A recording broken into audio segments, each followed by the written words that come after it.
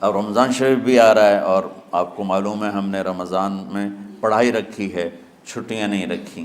جب میں نے حسنین شروع کیا 1999 میں، تو اللہ نے میرے دل میں یہ بات ڈالی کہ رمضان تو علم کا مہینہ ہے، انا انزلناہ فی لیلۃ القدر، اور چاروں آسمانی کتابیں رمضان میں اور سارے صحیفے رمضان میں۔ اپنے اللہ کو کیا پسند تھا اس مہینے کا۔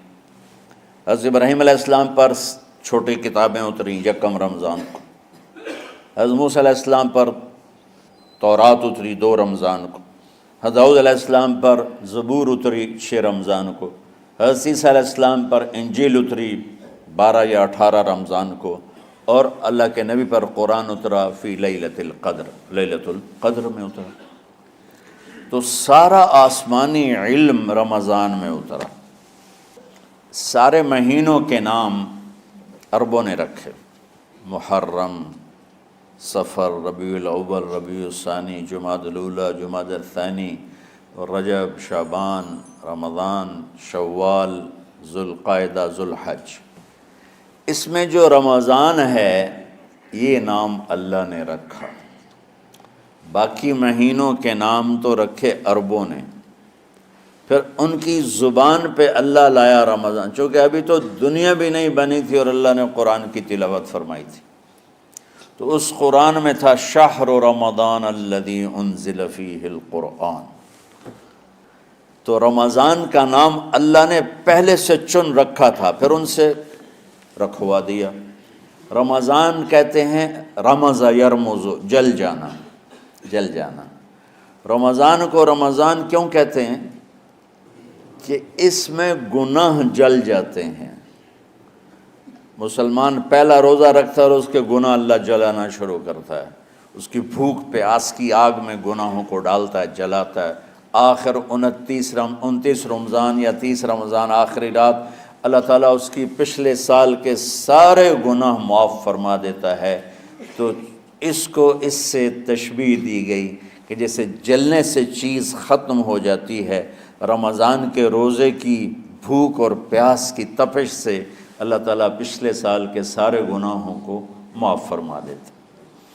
تو مجھے خیال آیا اس وقت جب ابھی بالکل کزرع اخرج شطأہ تھا، ہمارے مدرسے کی مثال کزرع اخرج شطأہ، دعا کرو اللہ تعالیٰ فاستغلظ فاستوی علی سوقہ، اسے بنا دے۔ امید تو ہے کہ کچھ شکل اللہ نے بنا دی، اللہ اسے پوری دنیا میں پھیلا دے۔ میری تو تمنا ہے کہ ایک ایسی مثبت سوچ کے علماء کے اللہ میرے ذریعے سے تیار کروا دے جو امت کو جوڑنے والے ہوں، توڑنے والے نہ ہوں۔ تو اللہ تعالیٰ آپ کو مثبت بنائے۔ رمضان میں چونکہ سارا علم اترا، تو مجھے خیال آیا کہ ہمیں رمضان میں چھٹی کرنا تو ایک ایسی عادت ہے، کوئی سنت تو ہے نہیں، تو مجھے رمضان میں پڑھائی کروانی چاہیے، چاہے تھوڑی ہوگی۔ روزے کی بھوک بھی ستائے گی اور رات کے جاگنے کی وجہ سے نیند بھی ستائے گی، لیکن اس میں ایک لفظ سینکڑوں لفظوں پہ بھاری ہوگا، غیر رمضان۔ تو میں کراچی گیا اور مفتی تقی صاحب دامت برکاتہم سے سب سے پہلے جا کے مشورہ کیا کہ حضرت میں چاہتا ہوں کہ رمضان میں چھٹی نہ ہو، پڑھائی ہو۔ اس وقت رمضان سردیوں میں تھا، تو وہ بڑے خوش ہوئے، کہنے لگے یہ تو بہت اچھی بات۔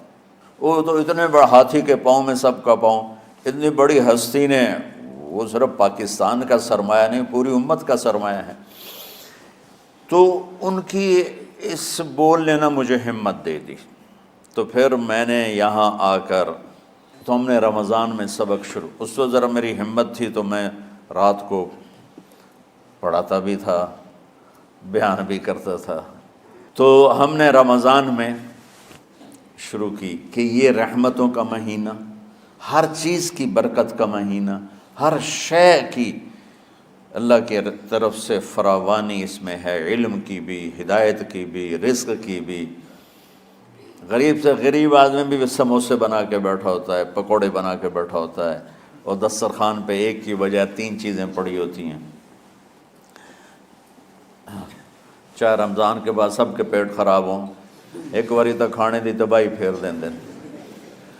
روزے کا مقصد ہی فوت ہو جاتا ہے۔ روزہ تو ہوتا ہے بھوک کے لیے، پر وہ اتنا کھاتے ہیں کہ سحری کا کھانا افطاری تک ہضم نہیں ہوتا، اور افطاری کا کھانا سحری تک ہضم نہیں ہوتا، پر ہے نا تن کا ہی کھاونا ہے۔